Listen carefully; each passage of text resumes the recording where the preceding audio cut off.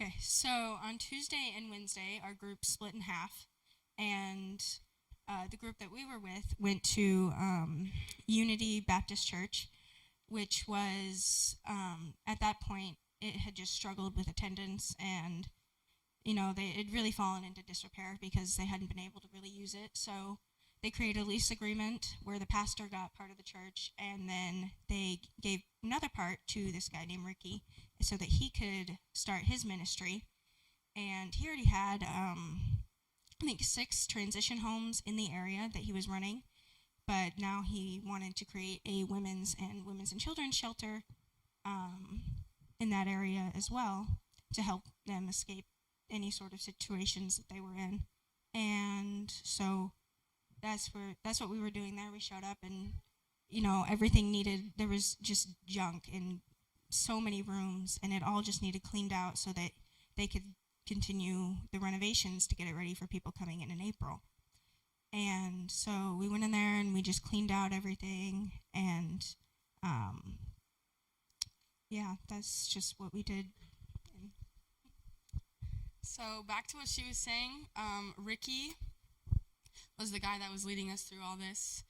And once we got all these rooms cleaned out, we put them all outside to get ready to be taken to the pastor's house, or so he can go through it all, because he was not willing to do it before. So we had to take matters into our own hands and clean it out.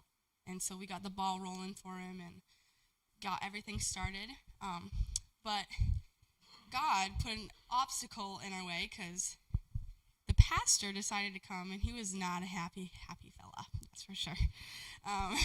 He came in and he was on the phone, and he was just not friendly at all. And so we were ordered by him to take all this stuff that we ended up putting outside into this breezeway so that no one was, it didn't get stolen or anything. And he went through some things right there, and he told us to either put it on the curb or put it in the breezeway. And so let's just say we were all really tired, because it was we just cleaned out all these rooms. We were exhausted. We were not wanting to do any more. But God showed us that anything we do in his work, he will get us through it, and he will lead us through it and be by our sides the whole time. So Wednesday, we went back, and we found out that the pastor had locked us out of the bathrooms and locked us and turned off the water. So that was another challenge. So that day, since we got so much done the day before, we just went back and we're just cleaning things up. And so our main area of focus was the kitchen. So we had to clean all the stuff out and just spent the day scrubbing that kitchen clean, and ended up having to do dishes. Heather had to go to Walmart and get a jug of water, and we had to improvise, and we cleaned every dish, and we scrubbed that kitchen, and it was just cool. When we were all done, that Ricky came in, and when he saw that kitchen, he was just, he looked like he was about to cry, because he was just and he was looking around at all this work that we had helped him do, and he was so thankful that we had come in and we had helped him out.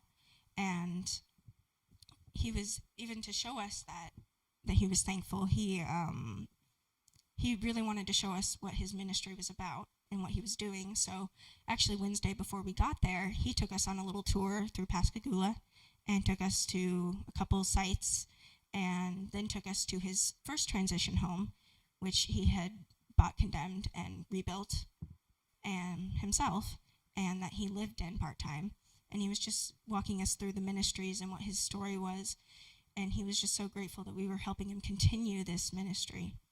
So it was really cool to build relationships with those people down there and to see God work through us.